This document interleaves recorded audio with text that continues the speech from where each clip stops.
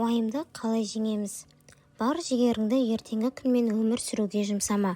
Өйткені ертеңгі күн бізге беймәлім. Алдағы күн бір Аллаға ғана аян. Ендеше, әлі орын алмаған жағдайды ойлап сарыуайымға салынудың мәні жоқ. Бұл бір аптадан кейін қарным ашуы мүмкін деп тыңқия тойып алу секілді орынсыз әрекет.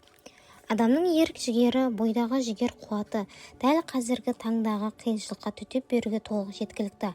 Ал біз сол ерік-жігер қуатымызды өткен күнге өкінумен, әлі болмаған болашаққа алаңдаумен әлсіздікке ұшыратып жатамыз. Сондықтан өткенге өкінбей, болашақты уайымдамай, дәл бүгінгі күнмен өмір сүруді үйренуіміз қажет. Себебі уайым ертеңгі мәселені шешпейді, тек бүгінгі мазаны алады. Далай-ламаның егер сізге кез болған нәрсе түбі оңтайлы шешілетін болса, оған бола уайымға салынудың қажеті жоқ. Ал бәрібір шешілмейтін болса, ол үшін қайғырудың мән-мағынасы жоқ деген сөзін ұмытпаңыз. Егер кез келген адам қандай да бір жағдайды ойлап уайымға тап болса, оны жеңудің оңай жолы бар. Өзіңізге мынадай сұрақ қойыңыз: мен уайымдап тұрған осы жағдай шынымен басыма келсе, ең жаманы не болуы мүмкін? Мысалы, жұмысқа шығып қалсам, немесе ісім кері кетіп дағдарысқа ұшырасам, қандай жағдай орын алуы мүмкін? Соны елестетіңіз. Алдын ала сол жаман жағдайды іште қабылдап, оны жақсы жаққа өзгертудің, яғни минусты плюске айналдырудың жолдарын қарастырыңыз. Осыдан бірнеше жыл бұрын Данияр атты кәсіпкер інім көңілі құлазып, салы суға кеткен күйде маған келді. Асықпай әңгімелестік. Данияр ірі құрылыс компаниясында бас директор болып жұмыс істейтін. Жұмыс барысында өзіне тікелей қатысы жоқ қателіктер орын алған. Алайда оған жауапты адам ретінде қылмыстық іс қозғалып, сотталып кету қаупі төніп тұр. Данияр қолынан келген барлық әрекетті жасаған, бірақ мәселенің күрмеуі сол бойы шешілмепті. Күнде тергеу жүйкесі әбден жұқарған. Мен оған мынандай ақыл айттым: Данияр, сен қолыңнан келгенді жасап жатырсың. Түбінде Алланың пешенеңе жазғаны болады. Қатты уайымдап таусылма. Былай ойлап көрші. Сен өзіңді ақтай алмасаң, әрі кетсе абақтыға жабыласың.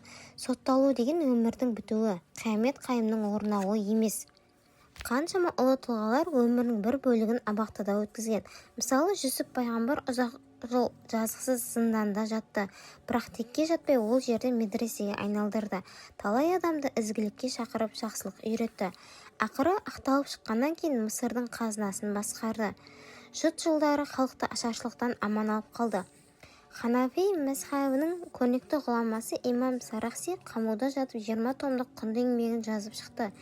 Кейіннен бұл кітап әлемдік классикаға айналды. Әлі күнге дейін бұл еңбектің ғылыми құны артпаса кеміген жоқ. Сол сияқты оңтүстік африкалық қайраткер Нельсон Мандела өмірінің 27 жылын қатаң тәртіптегі абақтыда өткізді. Оның 17 жылында жалғыз адамдық камерада отырды. Жарты жылда бір-ақ рет туысқандарымен кездесуге немесе хат қабылдауға рұқсат етілген болатын. Сол 6 айда бір рет рұқсат етілген хаттың өзі түрме цензурасынан өтпей қалатын. Нельсон Мандела 1990 жылы бостандыққа шыққаннан кейін оңтүстік Африканың алғашқы қара нәсілді президенті болып сайланды. Нобель сыйлығына ие болды. Әлеуметтік-экономикалық талай үлкен реформаларды жүзеге асырып 2012 жылы 96 жасында дүние салды. Міне, Манделаның өмірі. Адам баласы сотталған жағдайда түрмеде отырып бостандықта жасай алмаған істі атқаруға болады. Мысалы, сен бизнеске қатысты жүздеген кітапты оқып тауысып кәсіпкерліктің қыр-сырын меңгере аласың. Ағылшын тілін жетік үйреніп алуыңа да үлкен мүмкіншілік туады. Түрлі адамдарды көресің.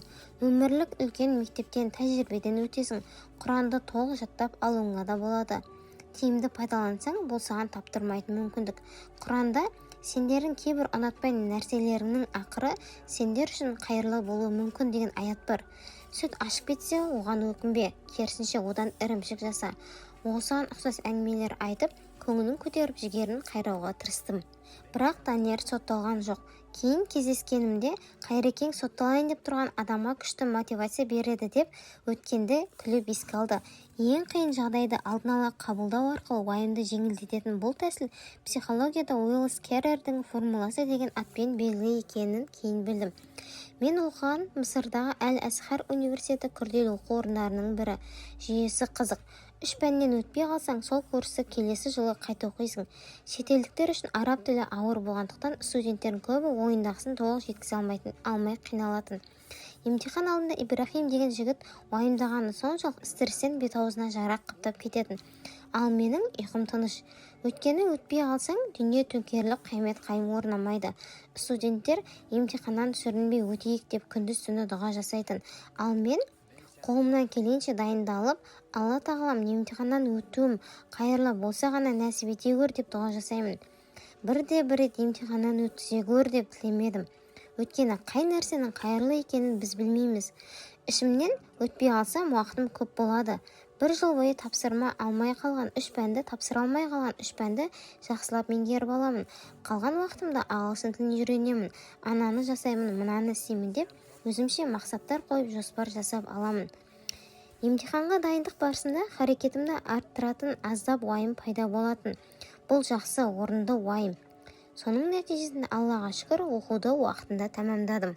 Уайымға салынудан, ішкі үрейден құтқаратын тағы бір амал әрдайым харекетте болу. Уайымның, мазасыздықтың орнын жақсы істермен толтырып тастаңыз. Санаңыздағы уайым мен үрейді қарбалас жұмыстармен, үздіксіз істермен алмастырыңыз. Абай Хакім. Әрбір орынды қарекет өзі де уайым қайғыны азайтады. Орынсыз күлкімен азайтпа, орынды қарекетпен азайт десе, Шәкәрім Құдайбердіұлы үйде отырып салғанмен сары уайым тілегенің тұрамы саған дайын. Жүріп тұрып ойланып істеп көрсең, қарекетін білесің, сонда жайын деп уайымнан арылуды өлең жолдарымен жеткізген. Орынды уайым деген болады. Ол адамға жауапкершілік жүктеп қарекетке итермелейді. Мұндай уайым жайлы Абай Хакім уайым ер қорғаны есі барлық дей отырып 4-ші қара сөзінде әрбір уайым қайғы ойлағыш кісі не дүние шаруасына, не ақирет шаруасына өзгеден жинақырақ болса керек. Әрбір жинақылықтың түбі кәніш, яғни іс-әрекет болса керек депті.